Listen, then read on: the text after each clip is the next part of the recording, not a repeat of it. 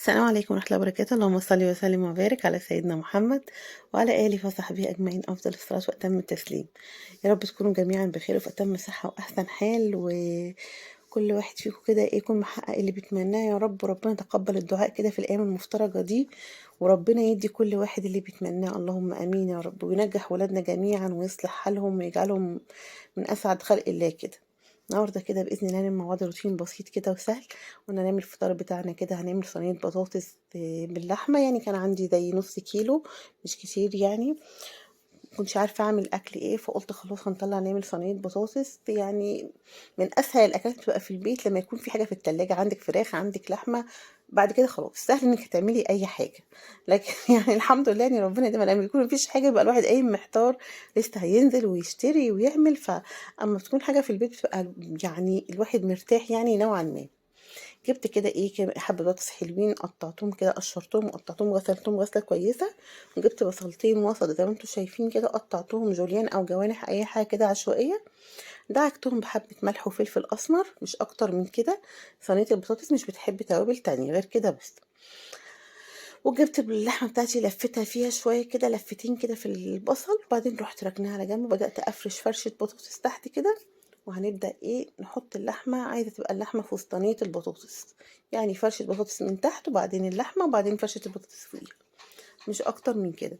الطماطم برضك كانت يعني متفرزة في التلاجة عندي، بس كانت متفرزة سليمة. يعني انا كنت مفرزة كمية كبيرة سليمة غير اللي كانت متسبكة يعني. فليه انا بطلعها تفك كده واروح ضربها، واروح برضك مصفياها بالمصفى، لان انا مش بحب البذر والقشور زي ما قلت لكم قبل كده. حتى هنا بقى عشان كنت يعني عايزه على السريع، مش عايزه اعمل مواعين حواليا كتير، فقلت هنصفي على طول على على الصينيه كده. حتى ما كانش عندي سمنه في اليوم ده، سمنه بلدي، فرحت مولعه على وش اللبن في ريحي كده. ما كانش وش لبن كتير، فقلت وماله يعني ايه، نعمل بيه على قد الاكل. ولعت عليه كده في ريحي وقلت ايه، على بال ما احضر صينيه البطاطس يكون الزبده بتاعتي ساحت، وتكون عملت لي ايه كميه سمنه حلوه كانت تكفي طبخه النهارده. واحنا بنعمل كده بقى، يلا نذكر الله كده، سبحان الله وبحمده، سبحان الله العظيم، عاد خلقه ورضا نفسه وزنة عرشه ومداد كلماته.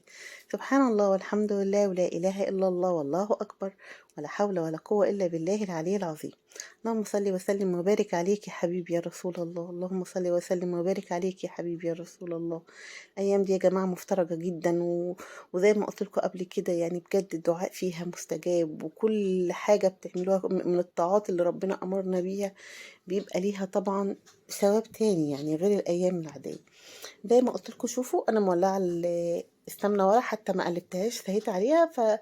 يعني بدأت تعمل كده، بس هي بلونها محتفظة عليه، يعني هي طازة زي ما هي فاتحة، بس هي المرتة بس بدأت ايه، شيطت من حتة. مش هيأثر معايا على السمنة يعني. الطماطم لما بتكون متشالة في الفريزر بتبقى ما شاء الله لونها بيبقى يعني تحفة في الطبيخ يعني. طبعا البطاطس زي ما شايفين اخدت لها غلوتين على النار كده، وحطيت لها الايدام بتاعها. شويه هدخلها الفرن، ونروح بقى ايه، نشوف بقى المواعين بتاعتنا عايزه مننا ايه. نشوف الحوض بقى اللي اتملى مواعين كده واحنا واقفين، ونشتغل على السريع كده، طبعا بذكر الله برضك. طول ما احنا واقفين بنستغفر ونسبح وندعي ربنا بكل اللي نفسنا فيه. ندعي بكل اللي بتتمنيه من ربنا، كل اللي انت بتتمنيه لولادك لنفسك. تدعي بصلاح الحال، ادعي بصلاح الحال ليكي ولغيرك، ادعي بالدعاوي الحلوة ليكي برضك ولغيرك، علشان يكون لك منها، يعني يكون لك حظ منها، من يكون لك نصيب منها. دايما لما نتمنى لحد خير ربنا بيكتب لنا منه برضك يعني. اكيد يعني مش عمرك مش معقولة هتتمني للناس الخير وربنا مش هيديكي منه جزء. فهي المواعين يعني او اي شغل في البيت عشان تستعيني عليه كده، استعيني عليه كده ايه، بالله كده وبذكر الله وبالاستغفار والتسبيح كده. وخصوصا بقى الايام دي ما اقولكيش بقى، والله انا يا جماعه انا بالنسبه لي يعني مش عارفه. يعني اكيد الناس كلها بتبقى زي في الايام دي، بتبقى الواحد بيبقى حاسس كده روحانيات كده عاليه جدا كده، عاليه كده، يعني الواحد قلبه كده بيرفرف كده من بيرفرف. حاسه ان انا يعني خلاص فاضل ان انا عايزه ابقى هناك. يعني امنيه حياتي بجد ان انا اطلع كده وازور بيت ربنا كده واروح هناك عند الكعبه. يعني حاجه يعني قمه في الروعه بجد. يعني يا رب تكتبها لكل مشتاق، وتكتبها لي يا رب، تكتبها لي يا رب باذنك انت يا رب.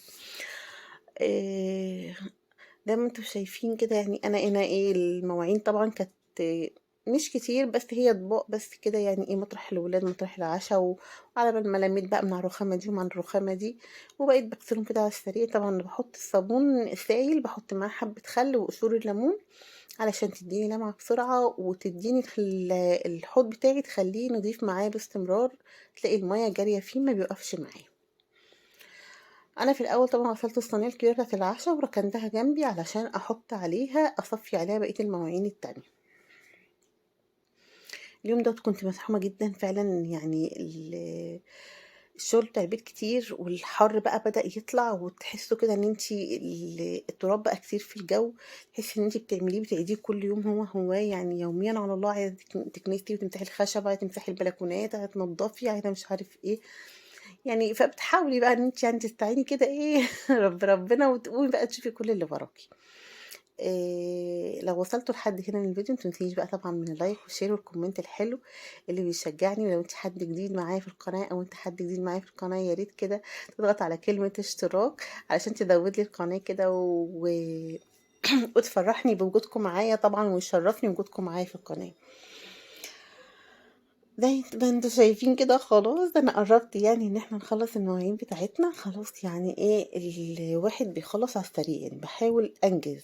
يعني انا بغسل المواعين بتاعتي، على اخر ما بخلص المواعين بروح ماسكه المطبخ كله، كنساه كده، شايله الفرشه بتاعته منفضاها وكنساها، وماسحه الارض، يعني ايه ما يطرطشت مني مثلا من الحوض، إيه، اي حاجه يعني وقعت في الارض، خضار مش عارف ايه مطرح كده كده، يعني ما اقولكوش يعني.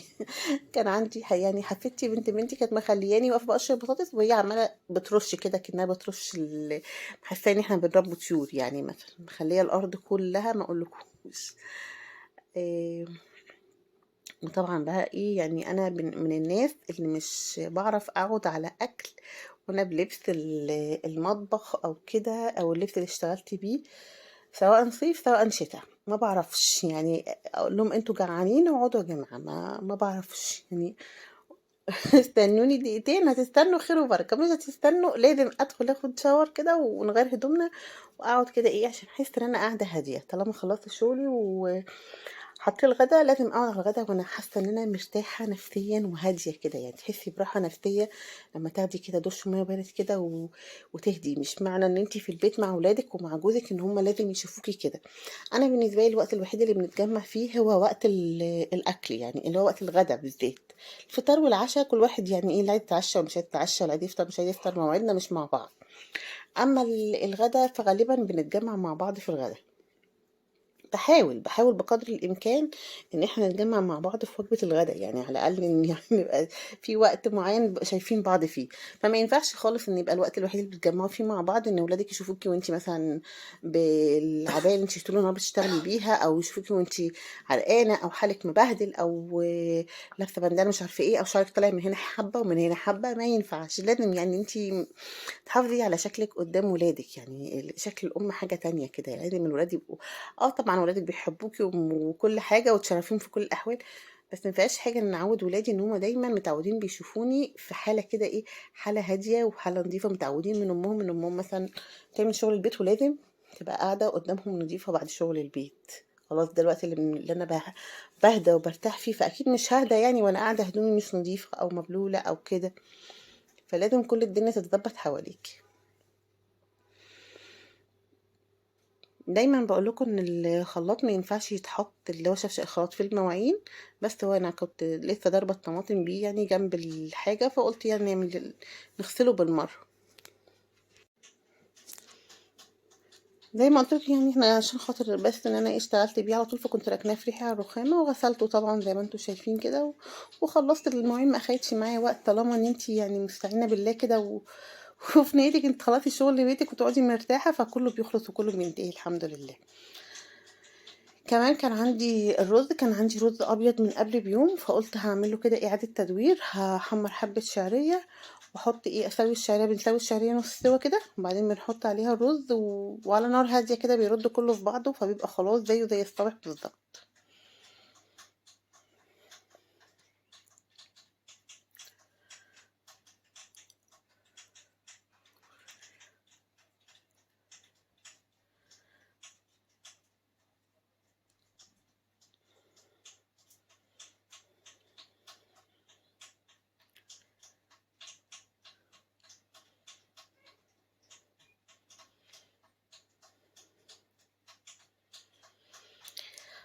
لا إله إلا الله سيدنا محمد رسول الله.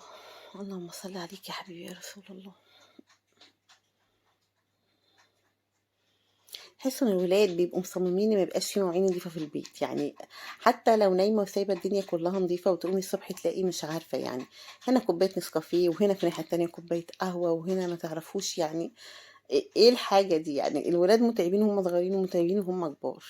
الأول ربنا يبارك في أعمارهم وفيهم يا رب ويرزق كل مشتاق، بس فعلا بجد يعني في ناس معودة ولادها ان هي ما تحركش حاجة من مكانها، ان هي الحاجة اتعملت خلاص ما يجوش يمت اي حاجة تاني، لكن انا مش بعرف بصراحة. انا مش ام حازمة في الحاجات دي. شديدة وبعاقب في كل حاجة الا حكاية البيت، يعني بسيب كل واحد براحته، عايز ياكل اللي عايز يشرب اللي عايز مش عارف ايه. ما بتكلمش في شغل البيت، ويمكن مشكلة ان انا عودتهم ان محدش بيساعدني يعني. هي مشكلة مبقتش باحس بيها إلا دلوقتي لمّا كبرت يعني. الحمد لله، الله المستعان. زي ما وريتكم كده المطبخ بقى زي الفل والحمد لله، وهنروح بقى إيه أوريكم أكلنا عشان إحنا دلوقتي خلاص يعني فاضل حوالي ساعة على المغرب أو نص ساعة. فهم الناس اللي فترة مش حابة تاكل لوحدها فقالوا هياكلوا معانا يعني. فقالوا لي إحنا هنستناكي وخلاص، فقلت أوريكم بس كده يعني إيه الشكل النهائي وخلاص. الفيديو بتاعنا سهل وبسيط، أتمنى يكون عجبكم، ونقول ميعادنا معاكم الفيديو الجاي بإذن الله. السلام عليكم ورحمة الله وبركاته.